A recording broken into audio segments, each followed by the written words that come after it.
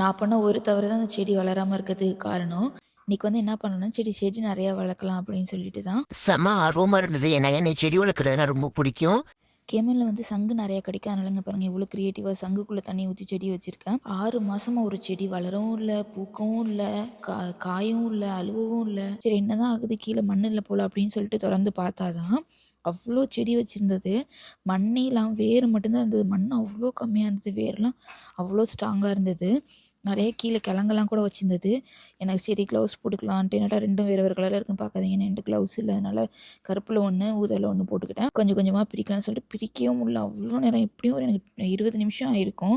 அப்படி எனக்கே டயர்டே ஆகிடுச்சு. அவ்வளோ கஷ்டப்பட்டு சரி வேரும் உடையக்கூடாது, செடியும் நம்மளுக்கு வேணும் அப்படின்னு சொல்லிட்டு அவ்வளோ கஷ்டப்பட்டு அப்படியே ஒன்று ஒன்றா பார்த்து உடச்சிட்டு இருந்தேன். எனக்கு எப்படியும் ஒரு 30 செடிக்கு மேலே வந்தது. இங்கே பாருங்கள் கிழங்கு, நான் சொன்னேன் என்ன கிழங்குன்னு தெரில. இது வந்து லில்லி பூ மாதிரி பூக்கும், மேலே ஒயிட் கலரில் அவ்வளோ அழகாக இருக்கும் பார்க்குறதுக்கே. அப்புறமா சரின்னு சொல்லிட்டு கஷ்டப்பட்டு எல்லாத்தையும் அப்படியே கொஞ்சம் கொஞ்சமாக பிரிச்சுருந்து பாருங்கள், மண்ணே இல்லை நான் சொன்னேன்ல. சரின்னு சொல்லிட்டு நிறைய குட்டி குட்டி செடி வந்துருந்தது. சரி எப்படியாவது இந்த டைம் இன்னும் நல்லா பெருசாக வளர்க்கணுண்டா அப்படின்னு சொல்லிட்டு என்கிட்ட இருந்த கேண்டில் டப்பா, கிளாஸு, ஆனால் கீழே எப்படியோ அப்படியே கஷ்டப்பட்டாங்க எதையோ பண்ணி ஓட்ட போட்டினேன். சரின்னு சொல்லிட்டு எல்லாத்தையும் மண்ணை கொட்டி அப்புறமா அப்படியே கொஞ்சம் கொஞ்சமாக எல்லாத்துலேயும் ஒரு 3 செடியாக வச்சுனேன். அவ்வளோ அழகாக இருந்தது. இது நான் தான் ட்ராயிங் பண்ண, செம்மையாக இருக்குல்ல. மறக்காமல் ஃபாலோ பண்ணுங்கள். நெக்ஸ்ட் வீடியோவில் பார்க்கலாம்.